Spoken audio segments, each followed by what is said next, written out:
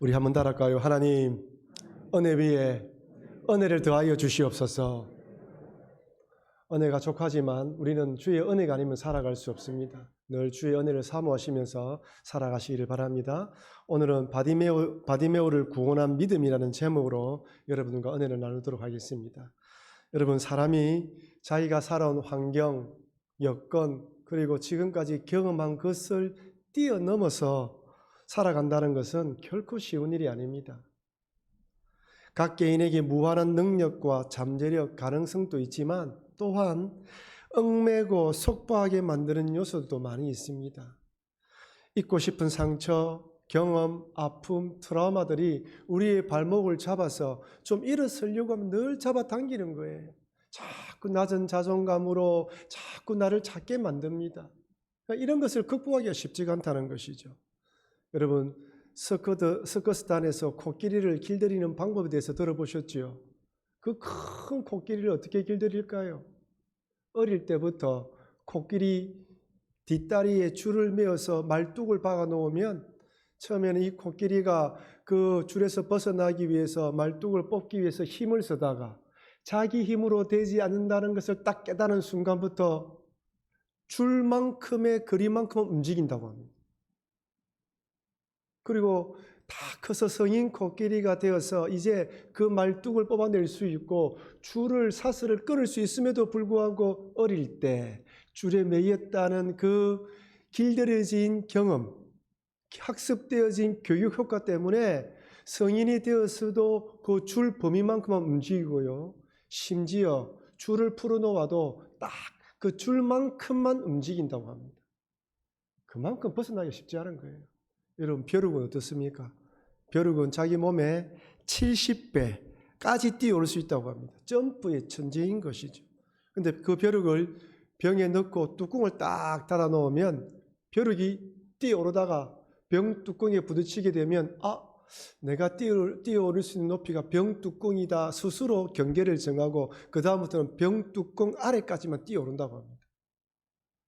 그리고 병 뚜껑을 열어놓아도 더 이상 벼룩은 그 병 뚜껑 넘어 뛰어오르지 않습니다. 길들여지는 것이죠. 코끼리와 벼룩의 씨름을 통해서 길들여진 한계, 제한을 극복하기가 쉽지 않다는 것을 볼 수 있습니다. 우리 인간들이 지금까지 살아온 습관, 삶의 방식, 환경, 경험을 뛰어넘는다는 것 쉬운 일이 아니에요. 여러분, 지난 8월에 일본에서 하계 올림픽이 열렸는데 육상 경기를 한번 보십시오. 육상 경기할 때 선수들이 대부분 짧은 유니폼과 몸에 딱 따라붙는 유니폼, 그리고 가벼운 신발을 신습니다. 왜 그렇습니까? 공기의 저항을 줄이기 위해서 딱 달라붙는 유니폼을 입고요, 최대한 가볍게 달리는 거예요. 근데 여러분, 무슬림들은 어떻게 합니까? 그 경기 출발선에 서 있는 선수들을 보면 전부 다 짧은 유니폼을 입고 있는데 무슬림인들은 온몸에 긴 옷을 입고 머리에 히잡을 쓰고 있습니다. 그들은 아무리 올림픽이고 기록 경기가 하더라도 자기가 지금까지 살아온 종교, 그것을 벗어버리지 못하는 거예요. 한국 사람은 밥을 먹어야 산다는 말이 있습니다. 어릴 때부터 밥을 먹고 살았기 때문에 시리얼과 빵은 주식이 아니라 간식입니다. 지금 어르신들 가운데서도 빵을 먹고 나면 꼭 밥을 달라고 하시는 분이 있잖아요.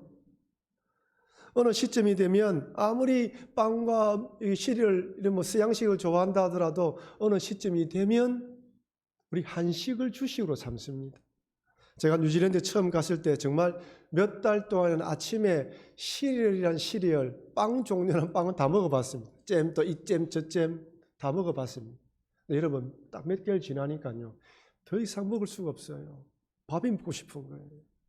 저희들이 있는 동안 점점 시간이 지나면서 김치찌개, 된장찌개, 한국 사람은 밥을 먹어야 됩니다.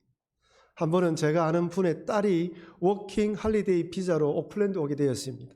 오클랜드 번화가에서 혼자 자취하면서 숙식을 해결했는데 한 번은 저희 집에 초청해서 김치찌개를 해주었습니다. 여러분, 저는 자매가 그렇게 밥을 많이 먹는 거 처음 봤습니다. 보통 밥 먹으면 착 주면 한 숟갈을 뜨고, 그죠? 이렇게 먹잖아요. 다 먹고 난 뒤에 또 한 그릇 더 먹어, 두 그릇을 먹었어요. 그리고 난 뒤에 김치찌개 냄비 반을 혼자 다 먹었습니다. 저는 지금까지 살아오면서 그렇게 자매가 그렇게 많이 먹는 걸 처음 봤습니다. 혼자서 자취하면서 밥 먹기가 쉬웠겠습니까? 오랜만에 김치찌개 먹으니 얼마나 반가웠을까요? 그 김치찌개는 밥이 아니라 힘입니다. 힘. 한국 사람은 밥을 벗어날 수가 없는 거예요. 이처럼 습관, 간섭, 문화를 벗어나는 게 쉽지가 않아요.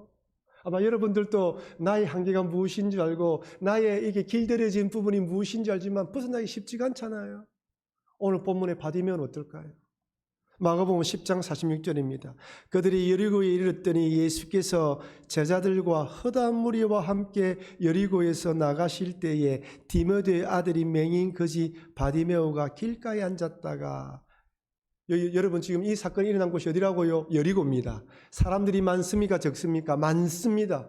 수많은 사람들이 예수님 따라 여리고로 나아가고 있는데 그 바디메오가 등장하고 있습니다. 그런데 바디메오가 앞을 보지 못한다고 되어 있습니다. 성경은 그가 언제 어떤 이유로 앞을 보지 못하게 되는지 설명해 주지 않습니다. 만약 태어날 때부터 질병이나 어떤 유전적인 요인으로서 앞을 보지 못했다면 본다는 개념이 없어요. 여러분 요즘 하늘 보시죠? 하늘이 얼마나 맑습니까? 여러분 이 우리나라의 이 가을 하늘은 우리나라에만 밖에 볼 수가 없어요. 다른 나라 보면 달라요, 하늘이. 이처럼 청명하다는 표현을 쓸 수 있는 건 우리나라밖에 없습니다. 하지만 앞을 보지 못하는 사람은 청명하다, 파랗다는 뜻을 이해하지 못합니다. 장미가 빨갛다 무슨 말인지 몰라요. 색의 개념이 없습니다. 헬렌 켈러에 대해서 모르시는 분은 없을 것입니다. 그녀는 정상적으로 태어났지만 19개월 때 열병과 뇌망염에 걸려서 시각과 청각을 잃어버렸습니다. 앤 설리반이 가정교사로 헬렌 켈러를 가르쳤는데 각 사물마다 이름이 있다는 걸 어떻게 가르칩니까? 우리는 보고 듣고 배우잖아요. 이것을 가르치기 위해서, 물을 가르치기 위해서 헬렌 켈러의 손에 물을 틀어서 차가운 물을 접촉하게 하고 그 위에다가 워터라고 스펠링을 써줬어요. 이것이 이름이 이것이다라고 가르쳐 준 것이죠. 그러니까 우리가 보고 배우는 것, 우리가 보고 듣고 배우는 것과 이분들이 배우는 방식은 다른 것입니다. 사물을 눈으로 보고 귀로 배우면서 배우는 것이 아니라 손으로 감각으로 익히는 것이에요. 19개월 때 시력과 청력을 잃어버렸기에 이런 방법으로 그리고 그렇게 세상에 적응하며 살아가야 합니다. 오늘 본문에 바디메오가 태어날 때부터 앞을 보지 못했는지 어릴 때 질병과 사고로 시력을 잃었는지 정확하게 알 수는 없지만 구걸하며 살아가는 모습을 볼 때 그는 앞을 보지 못하고 살아가는 것에 완전히 적응한 것처럼 보입니다. 여러분 그 당시나 지금이나 앞을 보지 못하는 사람을 다시 보게 만드는 의료기술은 없습니다. 그때나 지금이나 동일해요. 물론 지금은 의료기술이 많이 발달되었지만 그래서 시력의 저하를 늦출 수 있고 중단시킬 수는 있지만 앞이 보이지 않는 사람은 다시 보게 하는 의료기술은 지금도 없습니다. 그때나 지금이나 완전히 시력이 상실된 사람은 모든 희망의 끈을 놓고 앞을 보지 못하고 살아가는 일에 적응을 해야 됩니다. 다시 앞을 볼 수 있다는 희망을 버리고 지팡이를 짚고 살아가는 법을 배워야 하는 것이죠. 여러분, 바디메오의 형편은 우리가 길들여져서 나의 스스로의 한계를 정한 것과는 비교할 수 없는 절망적인 상황입니다. 그런데 바디메오가 오늘 본문을 보면 다시 볼 수 있을 것이라는 희망을 가지고 있습니다. 과연 그는 어디서 이런 믿음을 가지게 된 것일까요? 앞을 보지 못하는 사람이 앞을 볼 수 있다는 이 믿음은 보통 믿음이 아닙니다. 세상의 상식과 자연의 질서를 거부하는 생각이며 발칙한 상상이라고 생각하며 사람들이 비웃을 것입니다. 하지만 그는 눈을 뜰 수 있을 것이라는 믿음을 가졌습니다. 여러분 이제 시선을 바디메오에서 우리에게로 가져옵시다. 지금 우리가 살아가는 이 세상은 치열한 경쟁 사회이기 때문에 많은 사람들이 경쟁하면서 낮은 자존감과 패배의식으로 살아갑니다. 제가 지난주에 말씀드린 것처럼 내가 태어난 출신, 내가 졸업한 학교, 그리고 지금 가지고 있는 여러 사항들로 인해서 철저히 한계가 정해져 있어요. 이 범위를 벗어나기가 쉽지가 않습니다. 부모를 잘 만나서 공부를 많이 한 사람, 부모의 재력이 좋은 사람과 그렇지 못한 사람은 출발선이 다른 세상에 살아가고 있습니다. 이런 세상 가운데에 우리 젊은 사람들이 얼마나 많이 낭망하고 절망하는지 모릅니다.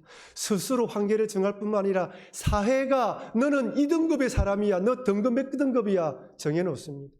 벗어나기가 쉽지 않은 것이죠. 자존감과 패배의식이 많습니다. 코로나19로 인한 팬데믹 시대는 희망과 소망을 노래하기보다는 불안과 염려, 두려움으로 절망의 노래를 부르게 만듭니다. 비관적으로 생각하게 만들며 모든 일에 부정적으로 생각하는 사람이 많아졌습니다. 요즘 우리나라 사회를 화가 가득한 사회라고 말하지 않습니까? 건드리면 폭발합니다. 아니, 한번 건드려 봐라 라고 말하는 사람이 너무 많은 것 같아요. 차를 타고 갈 때마다 늘 조심합니다. 감사보다 불평불만하는 사람이 많습니다. 이런 시대를 살아가는 우리들은 과연 바디메오와 같은 무모해 보이는 희망을 노래할 수 있을까요? 여러분 정말 미래에 대한 소망과 희망을 가지며 기대하고 있습니까? 여러분의 자녀들이 살아가는 앞으로의 세상은 우리가 살아갔던 세상보다 더 나을 수 있을 것이라는 희망을 가질 수 있습니까? 어제보다 나은 내일에 대한 꿈을 꿀 수 있을까요? 그렇다면 과연 우리는 어디서 이런 희망을 찾을 수 있을까요? 여러분, 바디메오는 어디서 이런 희망을 찾았습니까? 한번 따라합시다. 그것은 바로 예수님에 대한 믿음 때문입니다. 바디메오가 이런 희망을 품은 것도 예수님에 대한 믿음 때문입니다. 예수님에 대한 믿음이 희망과 소망을 노래하게 만듭니다. 그 어떤 여건과 고난이 찾아와도 버티게 만들며 이것 또한 지나가게 될 것이라는 믿음의 확신을 가지게 만듭니다. 정금 같은 믿음의 사람이 될 것에 대한 소망을 품게 만듭니다. 비록 오늘은 힘들지만 내일은 반드시 웃게 해주실 것이라는 긍정적인 생각은 오직 예수 그리스도에 대한 믿음으로 우리가 가질 수 있습니다.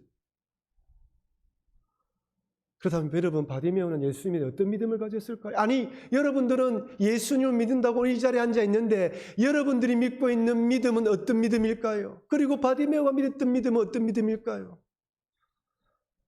바디메오가 예수님이 지나간다는 소식을 듣고 마가복음 10장 40절 이렇게 소리 지릅니다. 우리 같이 한번 큰 소리로 읽어보겠습니다.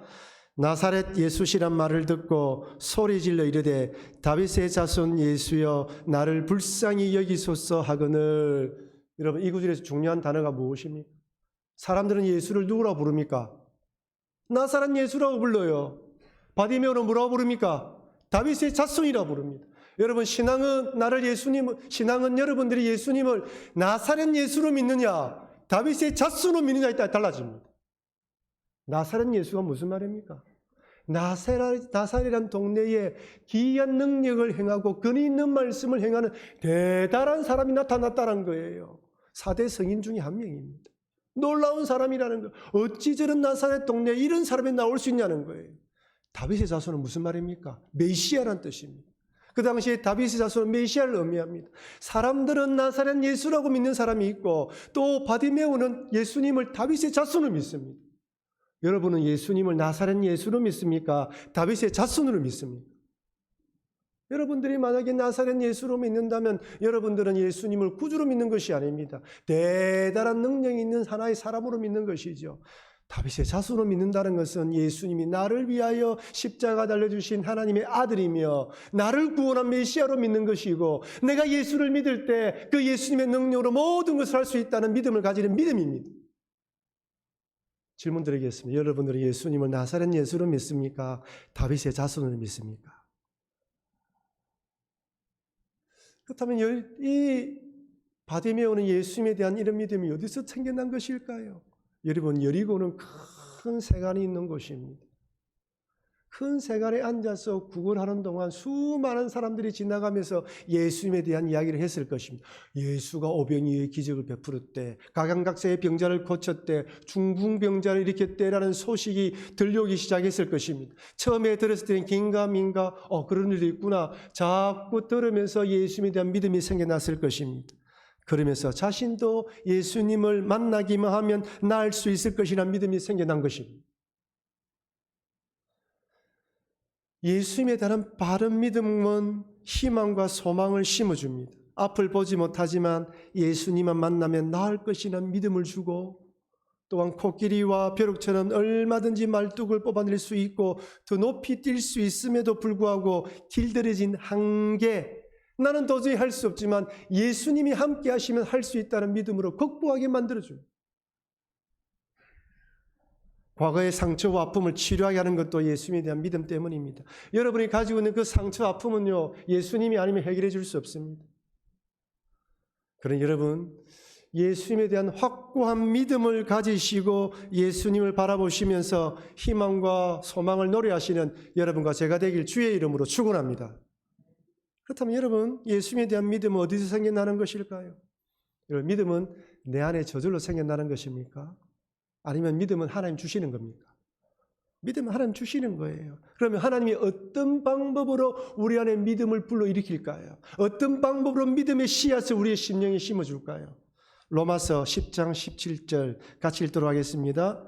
그러므로 믿음은 들음에서 나며 들음은 그리스도의 말씀으로 말미암느니라. 믿음 어디서 난다고요? 들음에서 납니다. 그리스도 예수의 말씀을 들을 때 믿음이 생깁니다. 여러분이 한 번 들을 때와 두 번 들을 때 다릅니다. 자꾸 하나님의 말씀을 들으라는 이유, 말씀을 가까이 하라는 이유는 여러분의 믿음이 확고한 믿음으로 성장하도록 하기 위한 하나님의 은혜입니다. 말씀을 들으면 들을수록 예수님에 대한 믿음이 확고해져요. 말씀과 멀어지면 멀어질수록 세상과 가까워지고 믿음이 약해집니다. 어떤 사람은 똑같은 말씀을 들어도 전혀 감동이 없는 사람이 있어요. 하지만 어떤 사람은 그 말씀이 가슴에 딱 찔려서 그 말씀을 붙들고 기도하는 사람이 있어요. 어떤 사람에게는 한 구절의 말씀이, 이 말씀이 은혜를 받아 구원의 확신을 가지는 사람이 있습니다. 로마서 8장 1절 2절 그러므로 이제 그리스도 예수 안에 있는 자에게는 결코 정죄함이 없나니 이는 그리스도 예수 안에 있는 생명의 성령의 법이 죄와 사망의 법에서 너를 해방하였음이라. 할렐루야. 이 말씀을 받아들인 사람은 맞아, 내가 죄인이지만 예수가 나를 구원했지, 결코 정죄함이 없지라고 고백하면서 희망을 노래하는 것입니다. 또 어떤 사람은 병에 걸려서, 질병에 걸려서 어찌할 바를 모르는데 또 한 말씀을 받아들이고 기도하는 사람도 있습니다. 이사야 53장 5절 말씀 같이 읽도록 하겠습니다. 그가 찔림은 우리의 허물 때문이요 그가 상함은 우리의 죄악 때문이라. 그가 징계를 받음으로 우리는 평화를 누리고 그가 채찍에 맞음으로 우리는 나음을 받았도다. 아멘. 이 말씀에 가슴에 찔려서 그래, 예수님이 나의 대신에 십자가에 달려 돌아가셨지, 나의 병을 치료하시지라고 생각하고 믿고 기도하면서 응답받는 사람도 있습니다. 말씀을 읽고 들을 때 믿음이 생겨납니다. 여러분, 문제가 하나 있죠. 문제는 말씀을 들을 때 언제 믿음이 생겨나느냐입니다. 얼마나 오랫동안 말씀을 들어야 믿음이 생겨나는지는 사람마다 다 달라요. 바디메오가 예수님에 대한 말씀을 얼마나 많이 듣고 이런 믿음의 확신을 가졌는지 우리는 모릅니다. 사람마다 믿음이 생기는 시점이 다 다릅니다. 좀 빠른 사람이 있고 느린 사람이 있습니다. 제가 유튜브에 설교 영상이나 은혜로운 복음성을 듣다 보면요, 그 밑에 댓글이 뭐 수십 개, 수백 개씩 달려요. 어떤 사람은 이 목사님 설교 말씀에 은혜 받았습니다. 힘 얻었습니다. 이 복음성에 은혜를 받았습니다. 라고는 이런 댓글이 있는데 또 어떤 댓글에는 나도 그렇게 확신 있게 말하고 싶은데 믿음이 확신이 생기지 않아요. 어떻게 하면 좋겠습니까? 라고 답답해서 댓글을 올린 사람도 있습니다. 남들은 그렇게 은혜를 받았다, 그래서 믿음의 확신이 생겼다고 하는데 그 사람은 고민하는 것이죠. 아마 여러분들 가운데에서도 교회를 다니지만 믿음의 확신이 없어서 그렇게 고민하시는 분도 계실 것입니다. 모태신앙으로 친구 따라 교회를 다니지만 믿음이 생기지 않아 고민하는 것이죠. 하지만 여러분 잘 기억하십시오. 아마 여러분들 가운데, 이분들 가운데 오랫동안 하나님 말씀을 들으신 분도 계실 것입니다. 내가 전도한 사람은 믿음의 확신을 가지는데 나는 왜 이럴까라고 생각한 분도 계실 겁니다. 여러분 잘 들으십시오. 여기 중요한 것은 지금 또 그 듣는 말씀이 믿음으로 연결되는 과정이라는 것을 잊어버리면 안 됩니다. 사람마다 다 달라요. 하나님이 그 사람을 만나주는 시기와 때는 하나님께 달려 있습니다. 그리고 지금 또 이런 말씀을 통하여, 여러분이 듣는 말씀을 통하여 믿음의 확신으로 가기 위한 과정에 있다는 것을 잊지 말고 끊임없이 계속해서 하나님께서 만나주실 것이라는 확신을 가지고 말씀을 들어야 됩니다. 그럴 때 확신이 생기는 거예요. 자녀들 때문에 고민하신 분이 많죠. 우리 자녀가 정말 구원의 확신이 있을까? 부모가 엎드려 기도해야 됩니다. 하나님, 내 자녀 10년 가운데 내게 주었던 구원의 확신을 내 자녀의 10년 가운데 심어주십시오. 평생의 기도가 되어야 돼요. 근데 여러분, 또 중요한 게 무엇입니까? 한번 따라할까요? 세상은 우리의 믿음을 알아주지 않습니다. 아무도 알아주지 않아요. 심지어 내 배우자도 나의 신앙을 알아주지 않습니다. 나는 뜨거워서 주의 은혜로 막 기쁜데 배우자는 냉랭합니다. 함께 교회를 다녀도 영적인 온도가 달라요. 예수님이 지나간다는 소식을 들은 바디메오가 예수께 불쌍히 여겨달라고 큰 소리를 지릅니다. 자신은 예수님을 만나기만 하면 눈 뜰 것이라는 믿음의 확신을 가지고 부르짖지만 주변 사람들은 냉랭합니다. 맹인 주제에, 앞을 보이지 못하고 구걸하는 주제에 감히 예수님 가는 일을 막는다고 핀잔을 주고 고함을 지릅니다. 모두가 제지합니다. 그만 앉아라, 앉아라, 앉아라. 여러분, 세상은 우리의 믿음을 알아주지 않아요. 왜 코로나 시국에 그렇게 교회에 모여있느냐고 비난합니다. 심한 욕설과 함께 복음 전도에 방해된다고 핀잔 주기도 합니다. 세상 사람들은 우리의 믿음을 알아주지 않습니다. 우리의 간절함, 절박함 모릅니다. 그리스도인들에게 예배가 생명인 이유, 부르짖어 기도하는 이유를 모릅니다. 이젠 그만하라, 적당히 하라, 정중하게 충고합니다. 하지만 그럼에도 불구하고 바디메오가 계속해서 예수님을 불렀던 것처럼 예수님을 찾고 찾아야 합니다. 여러분, 우리의 신앙은 남들이 알아주지 않습니다. 오직 하나님이 우리의 신앙을 알아주고 예수 그리스도가 우리의 신앙을 알아줍니다. 우리가 바라볼 대상은 예수 그리스도의 믿음입니다. 그런 믿음이 있을 때 모든 어려움을 극복하고 달려갈 수 있습니다. 마치 중풍병자를 예수님께 데려간 친구들이 사람들이 너무 많이 몰려있자 예수님께 데려갈 수 없게 되자 지붕을 뚫어서 친구를 내려놓았던 것처럼 우리는 예수님 품으로 하나님께로 가까이 달려가야 합니다. 여러분, 지금 이 시인은 우리 모든 그리스도인들이 다윗의 자손 예수여 나를 불쌍히 여겨달라고 간절히 기도해야 하는 시기입니다. 코로나 인해서 함께 모여서 기도하지 못하게 되자 우리의 신앙이 얼마나 약해지는지 우리 자신이 제일 잘 압니다. 아무리 건강한 사람도 한 달 이상 병원에 누워있으면 몸에 근육이 다 빠져나갑니다. 걷지를 못합니다. 신앙의 근력도 마찬가지죠. 기도하고 전도하고 몸된 교회를 위해 봉사할 때 신앙의 근력이 유지되는데 그렇게 하지 않으니 약해지는 것이죠. 여러분, 교회 오지 않으니까 몸은 편하시죠? 근데 마음이 불편합니다. 영에 만족이 없습니다. 육신은 살은 찌는데 영은 메말라집니다. 갈증이 심해집니다. 세상에 좋은 것을 많이 먹고 들이키는데 영이 늘 갈망해요. 외로워요. 이것을 누구보다 우리 자신이 잘 압니다. 감사는 사라지고 짜증이 생겨납니다. 만족과 기쁨 대신에 허무와 허전함이 자리 잡고 예수님의 은혜보다 내 고집과 내 생각대로 살아가는 우리 자신을 발견합니다. 이젠 코로나 때문에 교회 오지 못하는 것이 아니라 교회 오지 않는 것에 익숙해져서 스스로 오지 않습니다. 편한 것을 추구하고 쉽게 신앙생활하는 것을 받아들인 것이죠. 어느 누구도 이제 바디메오처럼 다윗의 자손 예수여 나를 불쌍히 여겨달라고 간절히 기도하면서 나오는 사람을 찾아보기가 쉽지 않은 시대가 되어버렸습니다. 그러나 여러분, 지금은 바디메오가 다윗의 자손 예수여 나를 불쌍히 여겨달라고 간절하게 부르짖었던 것처럼 부르짖어 기도해야 할 때임을 아시고 예수님에 대한 확실한 믿음을 가지고 부르짖어 기도하시는 여러분과 제가 되길 주의 이름으로 축원합니다. 이렇게 바디메오가 절박하게 부르짖자 예수님이 어떻게 하십니까? 거절하십니까? 거절 안 해요. 기도는 여러분, 우리 편에서는 절박하게 주님을 찾는 것이고 하나님은 좋은 것을 주시는 분임을 믿고 기도하는 것입니다. 응답은 맡기되 우리는 절박함으로 나아가는 것입니다. 예수님이 바리메오가 자기를 부르자 예수님이 바디메오를 불러드립니다. 마가복음 10장 51절 예수께서 말씀하여 이르시되 내게 무엇을 하여 주기를 원하느냐?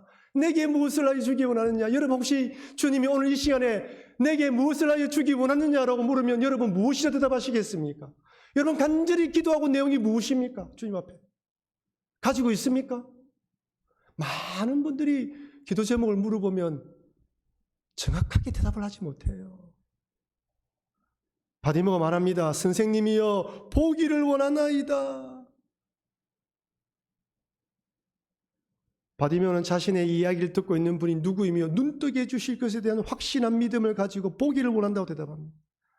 그래서 예수님이 이렇게 대답하십니다. 마가복음 10장 52절 같이 한번 읽어볼까요? 마가복음 10장 52절 예수께서 이르시되 가라 내 믿음이 너를 구원하였느니라 하시니 그가 곧 보게 되어 예수를 기에서 따르니라. 한번 따라합시다. 내 믿음이 너를 구원하였느니라.